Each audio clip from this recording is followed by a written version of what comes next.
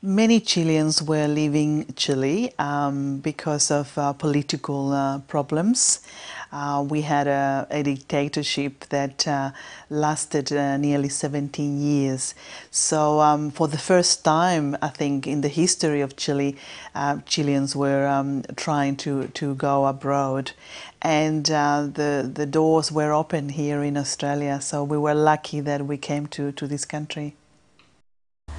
We arrived in 1976 at Enterprise, my husband and 3 children. We were actually one of the first assisted migrants in my circle, and we came out having paid £20 each, so we were not £10 POMs, £20 POMs. And that particular day, Dad picked us up from school and chucked us in the car and said, I got some magazines for you guys to have a look. And it was this Australian magazines, all in English, so we didn't understand anything. But he said, have a look at the photos. And there was kangaroos, koalas, and the top part of Australia, the big mountains and red sand. And he said, that's where we're going. But you can't tell any of your friends. You can't tell anybody about this. You know, we used to see our friends, and in the evening we used to go out and hang out and keep playing football outside, and it was hard to not say anything to them. And there was some of them who said, you know, night before coming here, they said, I'll see you tomorrow. I said, yeah, I'll see you tomorrow. We escaped from Vietnam by boat. And my journey for freedom, very, very dangerous, very risky. But, you know, for freedom, we have to go. And after 1 month at the sea, no food, no water at all, luckily, at last, a British cargo rescued us and took us to Darwin. The day we came on the boat, my mother walked to the end of the pier and she wore a turquoise suit. And I went to the back of the ship, and I never left the ship's rail until I couldn't see her again. She was just a dog. And then, oh well, that's my life over there. Now I start afresh. And that's what we've done. We still have that last fear that, you know, until you step into the aircraft, things could happen, things could go wrong. There's always the last minute change of mind, anything could go wrong. And we were praying until we got called in. We sit in the aircraft, buckle up our seatbelt, off to go. We feel, oh, we're free like a bird now. We can all sing all the way to Australia. Well, we arrived in Melbourne. We weren't told about the weather. I think it was about August when we landed here. And I had a pair of shorts on and a singlet, you know, so we came out of at the airport. It looked strange because we saw all these people handing over these big, heavy blankets. We thought, oh, you know, why take the blanket?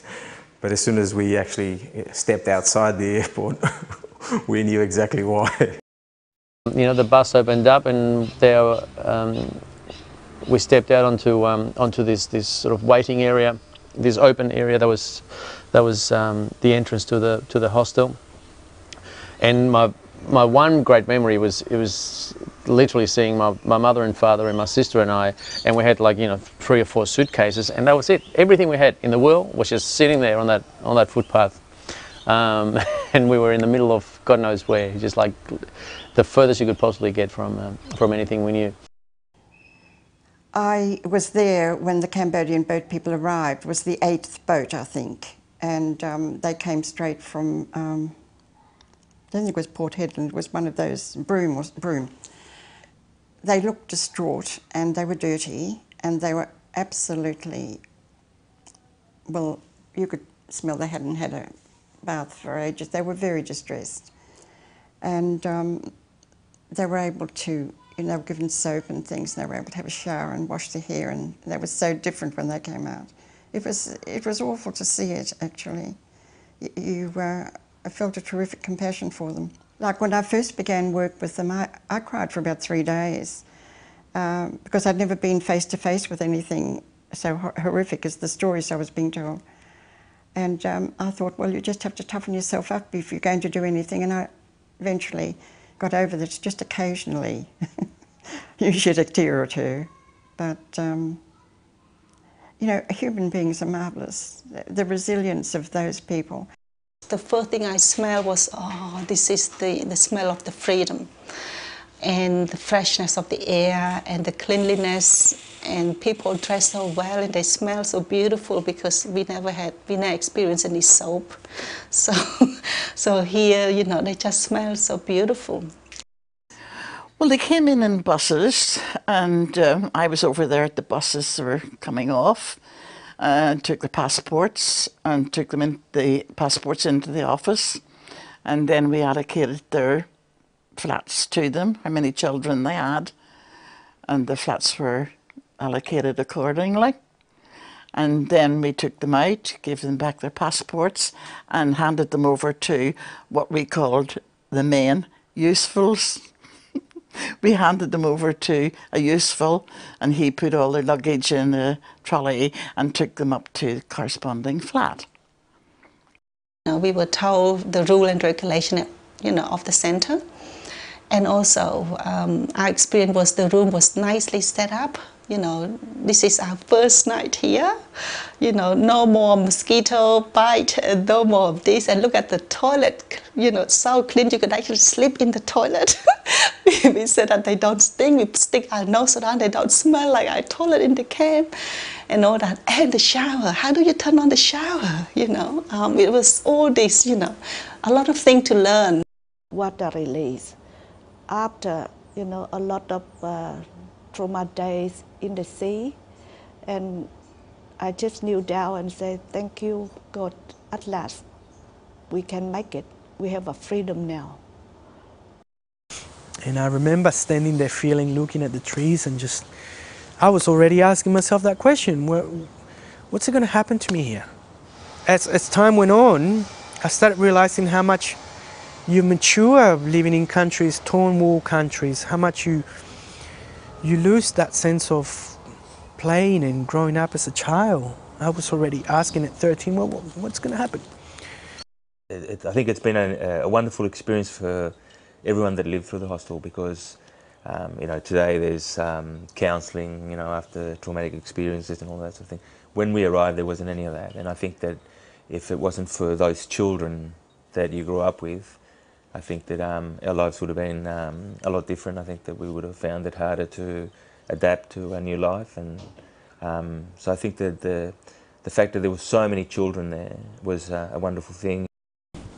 Met a lot of friends which are, you know, from Cambodia during that time learning English, Cambodian friends. We found that most of the kids that we were hanging out with were the ones that were coming from similar background countries, and, you know, we love each other, but we have these really aggressive games to play with one another. And I think that was, thinking about it now, I think it was, you know, really goes to show where we were at, what we were experiencing. Coming to Australia, like English didn't come in so quickly in the learning, so I picked up Spanish quite quickly, and I could just speak Spanish better.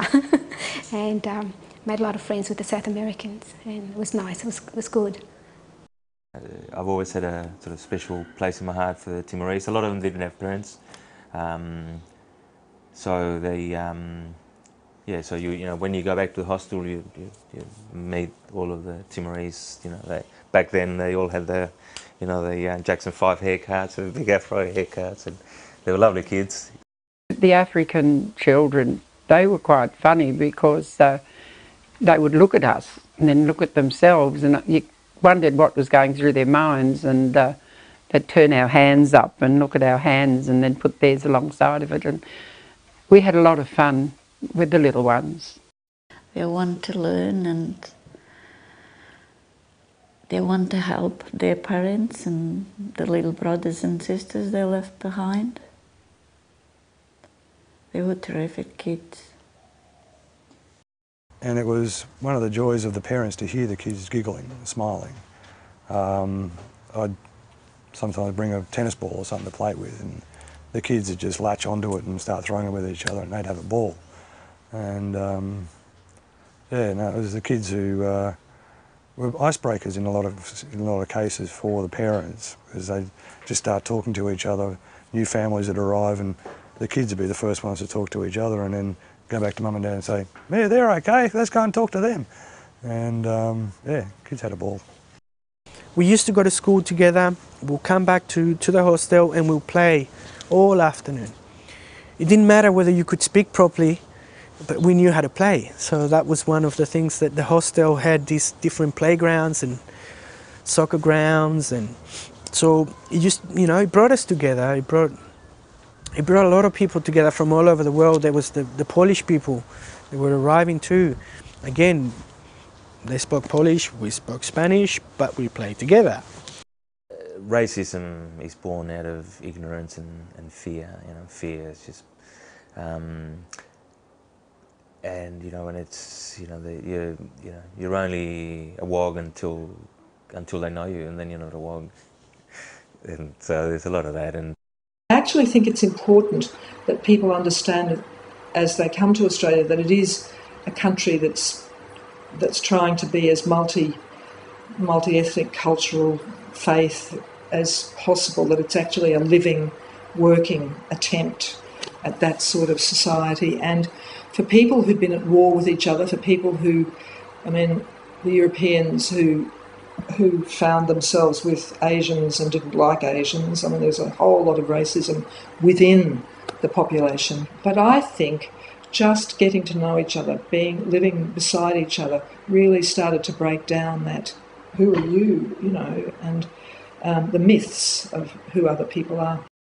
I remember a day when we were put into class at Westall High School, and we were sitting at the back. There was myself and two other boys sitting at the back of a geography class, and everyone was writing and doing things, and so the teacher looked to the back of the room and wondered what was going on. So, you know, he approached us and just said, you know, what are you guys doing, you know? And we turned around to him. We don't speak English, you know. And he goes, what? You know? So we were basically taken away straight away into some special English classes. I came from Broadmeadows, which was my last hostel, Nissen Huts. That was a basic, you couldn't go more basic than that. And coming into a brick-built and designed place, it was exceptional. And walking in a kitchen, which was massive. Dining room, we had 774 chairs in the dining room. It was a huge place. Everybody has got a really strong memory of the dining room, because as soon as you walk in, it was this massive sea of tables and chairs with all the serveries, right? If you can imagine sort of the old Coles cafeteria type of thing. And being Spanish, you walk in and you just knew that it was this massive industrial kitchen that had never been touched by a drop of olive oil, ever, ever. But my sons, 14 and 15, and my daughter 10, they enjoyed Enterprise Hostel, the food and everything, because, you know, they has been deprived of everything, and now they got everything.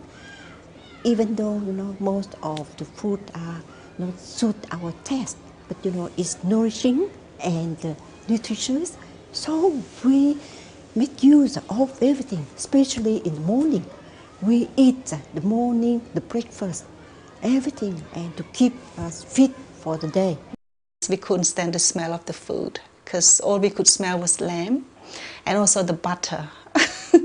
We never had dairy product, you know, in our diet, and most of the food there just rich in dairy product like cream, milk, butter.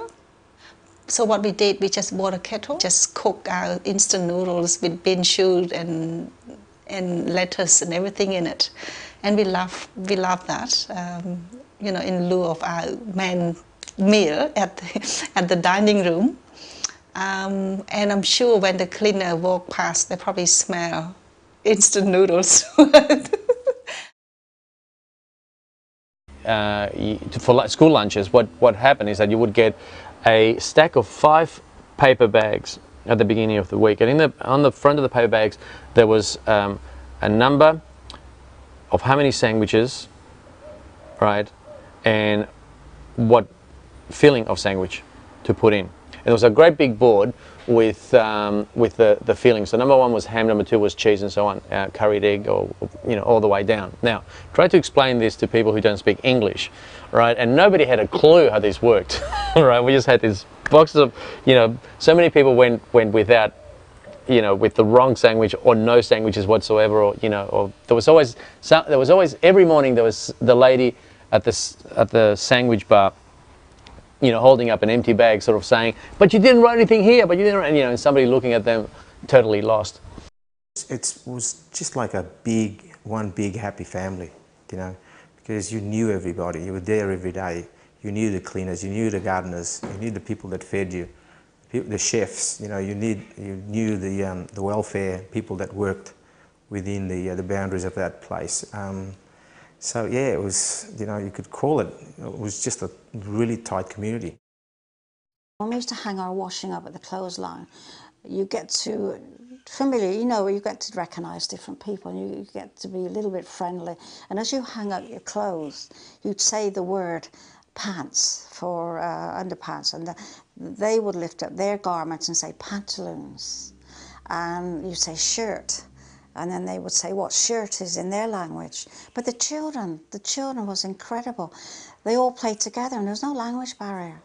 All the children of all nationalities just played by the clothesline while we were hanging up the clothes. When we felt kind of lost or disoriented, I think the support is always there. And that's how I could further my study. That's how I found out the course offered at Philip Institute. That's how I furthered my studies. That's how I became the way I am, because of that support. And they keep encouraging you and said, "You'll be fine." And this word of reassurance is also very helpful, because you can feel so down and depressed, and stressed and all that. And then when somebody is there to hold your hand and say, "Oh, why don't you try this? Don't worry too much, you'll be fine," Well, I was teaching home tutoring to migrants, and I've always had a fascination for migrants from a little girl. And I had the ability to teach sewing, and I just felt it was a way of showing them, and they could teach us as well. The government set us up in a portable with 3 Janome sewing machines and a 40-year-old overlocker machine and then 1 industrial. And that was not very much as we got on, because we had too many people. Yes, 3 months I was there. And for 3 months when I was there, I was study English class. Plus they have in the corner of there too, they have a sewing class too. When no have English class, I passed to the sewing class, join with them too. That's what I passed my time. I loved English classes. I think it was a good way to start my life here in Australia. And it opened my eyes to diversity. I was studying with many other people from different backgrounds.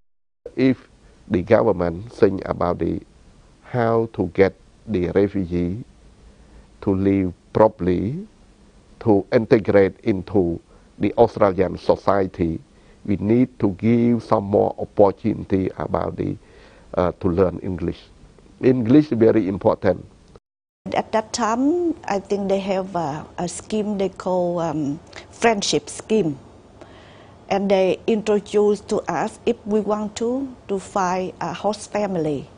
So that's why I put my names down, and so lucky, an Australian couple, they just adopted it. They just adopt us. And they came to the Enterprise Hostel to see us every week, and they took us to their home for the weekend as well. I went every day to the hostel, and I visited the people in the flats. I visited people outside when they'd moved out of the hostel, and immigration asked me to follow them up or to see if they had furniture or if they were all right or knew where to go when they needed help and that sort of thing. And we all worked in conjunction. It was the Red Cross and the Baptist Church and Salvation Army. We all sort of worked in together, and it was a marvellous way to do it because we helped each other. Looking back on our experience, and if I compare it with the work I'm involved with today, I work with asylum seekers and refugees, and I've worked in the Indian community for some years. I bemoan the fact that that sort of enterprise model is no more, because I do think that was the most excellent background for someone who would come in with no support. I think that is a fantastic model, very good model enterprise. Perhaps the government should think about that again.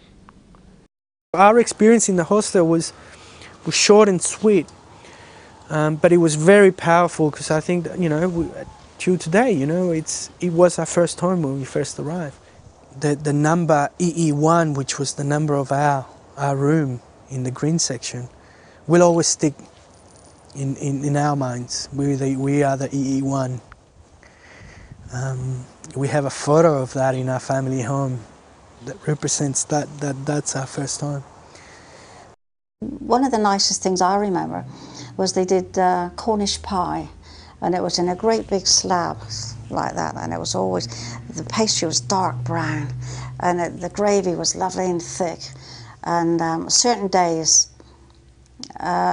especially on a Sunday, when it's lovely and sunny in the summer, and the air is still, something takes you back. There's triggers in your life that take you places.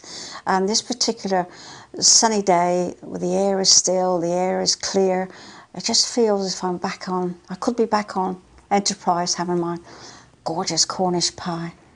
Well, I think it's had a profound influence in my life. I became a trade union official. I worked at the CFMEU as an organiser, and the fact that I spent so much time with so many people from different backgrounds allowed me to have the empathy to be able to deal with people. And I think so many things that I learnt in the hospital about the dignity of the right to work and the equality, you learn in that place. There was people in the hospital that that had left their homes, that that were fighting the same obstacles that everyone else was, yet they're organising social clubs, soccer clubs, there was parties, there was people that were prepared to do things for others. And I think that all of those things have allowed me to have, to understand the strength of a human, and to be able to exercise that to stay alive.